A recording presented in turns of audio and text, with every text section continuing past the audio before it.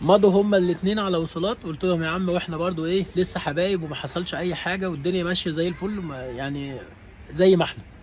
قال لك خلاص تمام.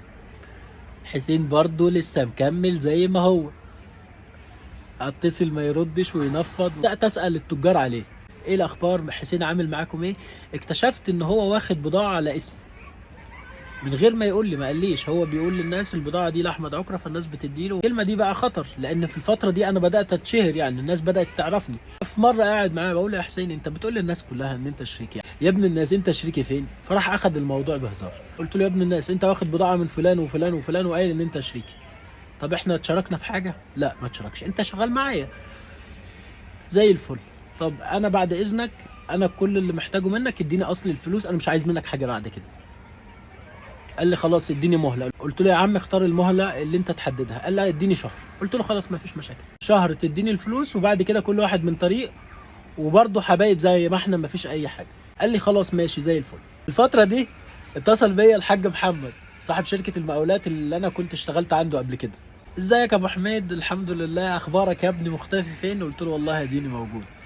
قال لي انت فين؟ قلت له انا في اسيوط. قال لي عدى عليا. ما عديت عليه، ايه الاخبار، ازيك يا حاج وتمام وبتاع. قال لي يا احمد ما نفسكش تسافر؟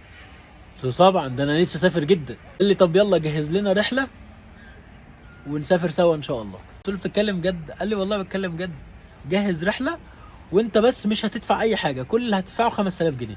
كان بقالي سنه تقريبا ما سافرتش، في الموضوع كنت حابه جدا يعني. جهزنا الرحله. قلت له احنا هنسافر من مصر نروح دبي، من دبي هنروح جوانزو في الصين، ومن جوانزو هنروح بلد اسمها ايو، ومن ايو نروح لشنغهاي، بعدين نرجع تاني على مصر. قال لي يا عم زي الفل. يومين كده ورحت مديله الباسبور اسبوع، وقال لي يلا جهز نفسك علشان نسافر. طلعنا من اسيوط، ركبنا الطيارة على القاهرة. من القاهرة رحنا اتحركنا على دبي، فنادق 5 نجوم. نزلنا في شارع الشيخ زايد في المركز المالي بالظبط. بس احنا واتبسطنا جدا في دبي ولفينا الدنيا كلها. رحنا برج خليفة ورحنا مول دبي.